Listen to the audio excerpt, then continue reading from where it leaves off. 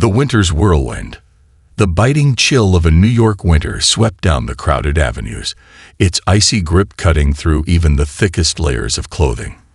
The streets were alive with their usual hustle, hastening steps, blaring horns, and the ever-present hum of conversations punctuated by occasional laughter or irritation. Yet, despite the vibrant backdrop, an air of foreboding lingered in the atmosphere.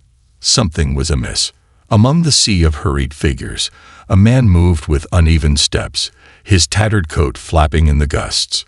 His thin, worn-out shoes struggled against the icy pavement. His gaunt face betrayed a lifetime of hardship, and his trembling hands clutched his chest as if trying to hold something vital together. He stumbled, nearly colliding with a lamppost, and then collapsed. The world seemed to pause for a fraction of a second. Phones appeared in hands almost instinctively, their cameras recording the spectacle. People slowed, their gazes lingering on the man's crumpled form, yet none dared to approach. The unspoken rules of a bustling metropolis dictated a cruel apathy. Observe but do not intervene. Amid this chaos, a sleek black limousine rolled to a stop just a few feet from the scene. Its presence barely registered with the crowd until the back door opened, revealing a young man stepping onto the frosty sidewalk. Barron Trump, clad in a tailored coat, exuded an effortless air of confidence and detachment that his last name naturally afforded. His sharp features, framed by neatly combed blonde hair, contrasted starkly with the scene before him. Barron's piercing blue eyes scanned the fallen man. For a moment, his face hardened, a mix of disbelief and concern flickering across his expression. Then, breaking all expectations, he moved toward the man, crouching beside him, and placing a steady hand on his shoulder. His commanding voice sliced through the murmurs of the crowd. "Call 911, he ordered, looking back at his driver, who stood frozen in shock. The driver hesitated only briefly before fumbling for his phone. Meanwhile, the man on the ground weakly opened his eyes, his cracked lips moving in a barely audible whisper. "Help. Me," he rasped. Barron's composure softened. "I've got you," he reassured, gripping the man's trembling hand firmly. His voice carried a warmth that surprised even himself. Minutes later, the blaring siren of an ambulance echoed through the streets. The paramedics worked efficiently, securing the frail man onto a stretcher. As they prepared to load him into the vehicle, Barron noticed a crumpled piece of paper slip from the man's coat pocket. Without hesitation, he reached down and picked it up. The note, written in shaky handwriting, sent a chill down his spine. "To anyone who finds this, I'm sorry I failed. Please take care of my daughter. Her name is Lily." Barron's breath hitched. A lump formed in his throat as he reread the words. The man, now unconscious, was wheeled into the ambulance. The gravity of the situation weighed heavily on Barron. He tucked the note into his pocket, his jaw tightening with resolve. "Follow the ambulance," he instructed his driver. As the limousine rejoined the city's relentless flow of traffic, Barron stared out the window, lost in thought. For years, he had lived in the shadow of privilege, his life a series of high society expectations and luxurious distractions. He had always been the son of a billionaire, a figure synonymous with excess and entitlement. But in this moment, none of that mattered. This wasn't about wealth or image, it was about humanity. The man's desperate plea stirred something deep within him, something he hadn't felt in a long time. The name Lily lingered in his mind like a haunting refrain. The car arrived at the hospital, a stark, imposing building that seemed to loom against the city's skyline. Barron stepped out and entered the lobby, his presence turning heads instantly. Nurses and patients alike whispered, some recognizing him, others simply drawn to his commanding aura. But Barron ignored the attention. His focus was singular. Approaching the reception desk, he inquired about the man. After a brief exchange, he was directed to the waiting room, where he sat, his posture unusually stiff. Time crawled by, each second amplifying the gnawing uncertainty in his chest. Finally, a doctor emerged, his expression a blend of weariness and professionalism. Barron rose to his feet instantly. "How is he?" "Stable for now," the doctor replied. "He's severely malnourished and suffering from exhaustion. He'll need extensive care and monitoring." Barron hesitated, debating whether to reveal the note. Deciding there was no other choice, he handed it over. "I found this on him." The doctor frowned as he read the words. "His daughter. He hasn't mentioned anyone. Are you family?" "No," Barron admitted, "but I need to see him." The doctor's gaze lingered on Barron, searching for an explanation. Finally, he nodded and led him down a dimly lit hallway. Inside the room, the man lay pale and motionless, hooked up to an array of machines. His chest rose and fell faintly with each labored breath. Barron approached cautiously, his footsteps muffled by the linoleum floor. Suddenly, the man's eyelids fluttered. His gaze found Barron, and for a fleeting moment, a spark of recognition seemed to light his eyes. "Lily," he croaked, his voice barely a whisper. Barron leaned closer, his heart pounding. "Where is she?" The man's face contorted with anguish. "Alone," he rasped. A single tear traced down his weathered cheek. "Promise me. Promise you'll find her." Barron gripped the man's frail hand tightly, his voice firm with conviction. "I promise." The man's eyes fluttered closed once more, his breathing steady but weak. Barron stood motionless, the weight of his words settling over him like a shroud. As he left the hospital, the frigid night air greeted him with a sharp bite. But the cold did little to temper the fire ignited within him. He had made a promise he intended to keep. He didn't know who Lily was or what circumstances had led her father to such despair. But one thing was certain. Barron Trump was about to embark on a journey that would challenge everything he thought he knew about himself, his world, and what it truly meant to care. The search for Lily.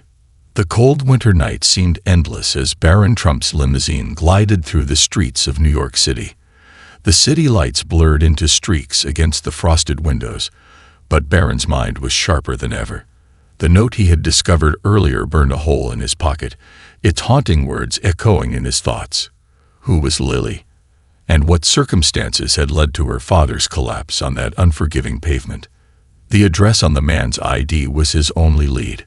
It was a far cry from the glittering towers and luxury penthouses Barron was accustomed to. Instead, it directed him to a crumbling tenement building in a neglected corner of the city, where desperation hung in the air as tangibly as the scent of decay. Barron's driver hesitated when they pulled up outside the building. The facade was weather-beaten, its bricks stained by years of neglect. A flickering street lamp cast an eerie glow over the entrance. "Are you sure about this, sir?" the driver asked, his tone tinged with concern. Barron nodded without hesitation. "Wait here. I won't be long." With a deep breath, he stepped out of the car and approached the building. The wind howled, cutting through his coat and chilling him to the bone. The lobby was dimly lit, with peeling wallpaper and a single flickering bulb casting long shadows. A decrepit elevator creaked ominously as he pressed the button for the 4th floor. The elevator ride was agonizingly slow, each jolt and shudder making him question its reliability. When the doors finally opened, Barron found himself in a narrow hallway. The air was thick with mildew, and the faint cries of a baby could be heard from somewhere behind the peeling doors.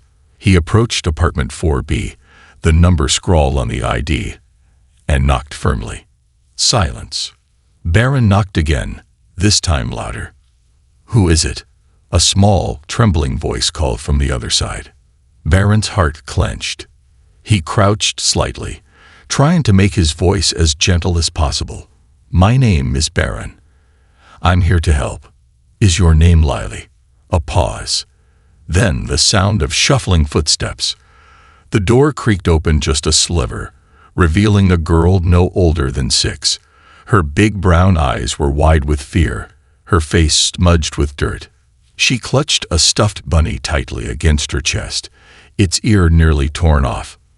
"Where's Daddy?" she whispered, her voice barely audible. Barron's throat tightened. He crouched to her level, meeting her gaze. "Your dad is in the hospital. He's going to be okay. Can I come in and talk to you?" Lily hesitated, her grip on the bunny tightening. Finally, she nodded and stepped aside, allowing him to enter. The apartment was colder inside than the air outside. The walls were bare, the furniture sparse. A small space heater buzzed ineffectively in the corner. There was no sign of food in the tiny kitchen, and the only light came from a single, dim bulb overhead. Lily watched Barron cautiously from across the room, her small frame dwarfed by the oversized hoodie she wore. "Are you hungry?" Barron asked gently. She nodded again, her eyes darting to the kitchen, as if ashamed to admit it. "Do you like pizza?" he asked, attempting a smile. Her eyes lit up, just for a moment, before she quickly nodded. Barron pulled out his phone and ordered a large pizza, adding extra toppings he thought a child might enjoy. As he hung up, he turned back to Lily, who was now sitting on the edge of the couch, her bunny still clutched tightly. "Can you tell me about your dad?" he asked softly. Lily's face fell, and her lip trembled. "Daddy's tired all the time," she murmured. "He says he's sorry a lot. He tries to get food, but sometimes there's no food." Her voice cracked on the last word, and Barron's heart broke. Before he could respond, there was a knock at the door. The pizza had arrived. Barron quickly paid the delivery driver and brought the box inside. The smell of melted cheese and warm dough filled the air, and Lily's eyes widened as she stared at the box. "Go ahead," Barron encouraged, setting it on the small table. Lily hesitated only briefly before reaching for a slice. She bit into it hungrily, the tension in her small frame easing as she ate. Barron watched silently, his mind racing. Who was this child? What had led her father to the brink of collapse? And how had they been overlooked by a city teeming with resources? As Lily finished her second slice, she looked up at Barron, her expression softening. "Are you going to take me away?" she asked quietly. Barron's chest tightened. He had no immediate answer. "I'm here to make sure you're safe," he said finally. "Your dad wanted me to find you and take care of you. Is there anyone else who looks after you?" Lily shook her head. "It's just me and Daddy. He says I'm his little princess." Her voice wavered on the last word, and tears welled in her eyes. Barron felt an overwhelming urge to hug her, to reassure her that everything would be okay. But he knew he couldn't make promises he wasn't sure he could keep. Instead, he pulled out his phone and made another call, this time to a private investigator he trusted. "I need everything you can find on a man named Daniel Carter," he said quietly, giving the name from the hospital ID. "And hurry." Over the next hour, Barron learned more about Lily's life. She spoke in fragments, her sentences interrupted by bites of pizza or moments of hesitation. Her world was small: school, their apartment, and the occasional park visit when her dad had the energy. There were no friends, no extended family, and no one who checked in on them. As the night deepened, Lily grew sleepy. Barron helped her find a blanket and tucked her into the couch, her small frame barely visible beneath the worn fabric. She clung to her bunny, her breathing slowing as she drifted into sleep. Barron sat silently for a while, the weight of the situation pressing down on him. He had stepped into this out of a sense of obligation, but now it felt personal. He couldn't just walk away. When his phone buzzed, he answered immediately. The investigator's voice was crisp and professional. "Daniel Carter, age 34. Former construction worker. Injured on the job 2 years ago and has been unemployed since. His wife passed away 3 years ago. Complications during childbirth. He's been raising Lily alone ever since. Records show he's behind on rent and utilities. No criminal record, but plenty of debt." Barron exhaled slowly, the pieces falling into place. This was a man who had tried, and failed, to stay afloat in a system designed to swallow the vulnerable whole. "Thank you," Barron said, hanging up. He looked at Lily, now sound asleep, her small hand clutching her bunny. He had made a promise to her father, and now he understood the depth of what that meant. This wasn't just about offering temporary relief. It was about giving Lily a chance and honoring the determination of a man who had fought to protect his daughter against impossible odds. Barron leaned back against the threadbare couch, his mind already racing with plans. The road ahead was uncertain, but one thing was clear. He wouldn't abandon Lily. Not now, not ever. A promise beyond words. The following morning, the sun barely pierced the heavy gray clouds shrouding the city. Barron Trump, usually accustomed to luxurious mornings with perfectly brewed espresso and hushed conversations, awoke from the makeshift bed he had arranged on the apartment floor. The air was cold, seeping through the cracks in the poorly insulated walls. Lily was still asleep, curled up on the couch with her stuffed bunny, her small face peaceful for the first time since Barron had met her. Watching her, he felt a pang of resolve solidify in his chest. He had no idea how far this would go, but he knew one thing. He couldn't walk away. As the first rays of daylight streamed through the dirty windows, Barron quietly reached for his phone.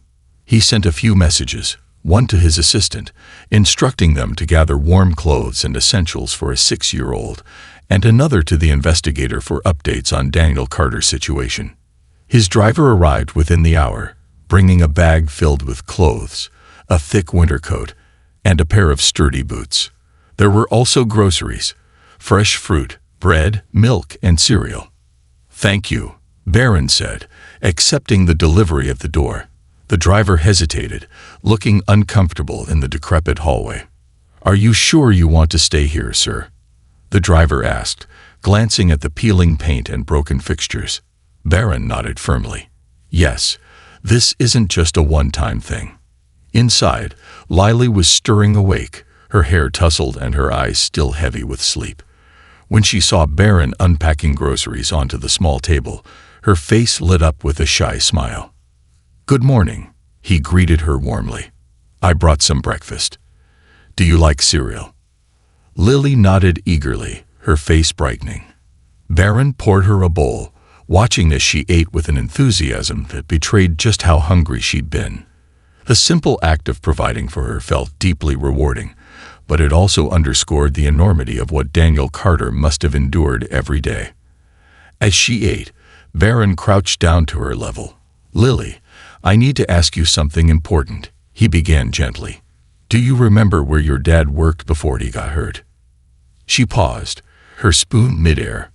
"He used to wear a yellow hat and big boots," she said, miming the motions of lifting something heavy. "He said it was building things for people." Construction, Barron thought, the pieces of Daniel's life falling further into place. He jotted down a mental note to follow up on any benefits or compensations that might have been left unresolved. "Thank you," Barron said, smiling at her. "You're very helpful." Lily beamed, her cheeks flushing with pride. It was a small moment, but it felt monumental. For a child who had clearly been carrying the weight of the world, a little acknowledgement went a long way. Later that morning, Barron arranged for a trusted social worker to visit the apartment. He knew he couldn't handle this alone, and he wanted to ensure Lily's immediate needs were addressed while he worked on a longer-term solution. When the social worker arrived, a kind woman named Ms. Davenport, Lily clung to Barron's side, her small hand gripping his sleeve tightly. "It's okay," he reassured her. "Ms. Davenport is here to help." The woman crouched to Lily's level, her voice warm and soothing. "Hello, Lily. I'm here to make sure you have everything you need. Is that okay?" Lily nodded hesitantly, but didn't let go of Barron. It was clear she trusted him more than anyone else in the room. While Ms. Davenport took inventory of the apartment and began drafting an emergency assistance plan, Barron stepped outside to take a call. The investigator had more updates. Carter's accident was a fall from a scaffolding 3 stories up, the investigator explained. He was awarded compensation, but the payment stopped about 6 months ago. It seems there was a legal dispute over medical records. I've got a lawyer looking into it now. Barron's jaw tightened. The system had failed Daniel at every turn, and now it was his daughter paying the price. "Push harder," Barron instructed. "If there's anything owed to him, I want it released immediately, and find out who was responsible for cutting him off." By the time Barron returned to the apartment, Lily was showing Miss Davenport her stuffed bunny, her guard lowered slightly. Seeing her open up brought a flicker of relief, but Barron knew this was just the beginning. "Mr. Trump," Miss Davenport said, pulling him aside. "Lily's situation is critical, but I can arrange for temporary housing and services while her father recovers." Barron shook his head. "She's staying with me," he said firmly. "Her father trusted me to look after her, and I'm not breaking that promise." The social worker studied him, surprised but impressed. "If that's the case, you'll need to take custody, even temporarily. That process can take time." "I don't care how long it takes," Barron replied. "Do whatever needs to be done." As evening approached, Barron sat with Lily on the couch, helping her color in a battered notebook she had retrieved from a drawer. She chattered softly about her favorite cartoons and her dream of one day having a room full of toys. Her innocence was both heartwarming and heartbreaking. "Lily," he said gently, "how would you like to stay somewhere warmer for a little while? A place where you'll have your own room, with toys and a big bed." Her eyes widened. "Really?" she asked, her voice tinged with disbelief. "Really," Barron promised, "but only if you're okay with it." Lily nodded eagerly, her face glowing with excitement. It was the first time he'd seen her genuinely happy, and it solidified his resolve. That night, as Lily slept peacefully for the first time in what felt like forever, Barron sat by the window, staring out at the city. This wasn't about charity or making headlines. It was about giving a little girl and her father the chance they deserved. The journey ahead would be challenging, but Barron was ready. For the first time in his life, he felt like he was doing something that truly mattered. The turning point. Barron Trump sat in his private office, the early morning light streaming through the floor-to-ceiling windows. Manhattan sprawled before him, a city alive with movement and noise, but his thoughts were elsewhere. Lily slept in a guest room upstairs in his penthouse, her frail figure tucked beneath soft blankets. It was a stark contrast to the threadbare couch she had known as her bed. Barron couldn't shake the image of her clinging to her stuffed bunny, eyes wide with cautious trust. He'd promised her father he would protect her, but what did that even mean? For someone accustomed to controlling billion-dollar enterprises, navigating the fragility of a 6-year-old girl's life felt like an insurmountable challenge. The sound of footsteps broke his reverie. His mother, Melania, stepped into the room. She wore a tailored dress, her expression one of quiet elegance and concern. Barron had called her early, seeking advice from one of the few people he trusted implicitly. "She's still sleeping," Melania said softly, taking a seat across from him. "She must have been exhausted." Barron nodded. "Her father's in the hospital, and she's been living in conditions no child should ever endure. I can't let her go back to that." Melania studied him, her sharp eyes searching his face. "You've already done more than most would. But this isn't just about helping for a day or two, is it?" He shook his head. "No, it's not. I made a promise to her father, and I intend to keep it. But I need your help." Melania's lips pressed into a thin line. "Then you must be prepared for what this means. Lily is not a project or a problem to solve. She's a child, and if you're going to do this, you need to commit fully." Her words settled heavily in the air. Barron knew she was right, but the enormity of the task weighed on him. He had resources and influence, but could he provide Lily with the stability and love she needed? Later that day, Barron took Lily to visit her father in the hospital. Daniel Carter's condition had stabilized, but he was still weak, his body ravaged by years of hardship. When they entered the room, Daniel's eyes lit up at the sight of his daughter. "Lily," he croaked, his voice raw. She ran to his bedside, clutching his hand tightly. Barron hung back, giving them a moment. He watched as Daniel's rough, calloused hand brushed away Lily's tears, his love for her evident in every glance. "Mr. Trump," Daniel said after a while, his voice firmer. "Thank you for taking care of her. I don't know how I can ever repay you." Barron stepped forward. "You don't have to. But we need to talk about what happens next." Daniel's face clouded with worry. I can't take care of her the way she deserves. Not like this. But she's all I have. All I've ever had." Barron's gaze softened. "I understand. That's why I want to help. Lily deserves a chance to grow up in a safe, loving environment. I can provide that." Daniel's eyes filled with tears, his grip on Lily's hand tightening. "You'd take her in, like your own?" Barron hesitated, the weight of the question pressing on him.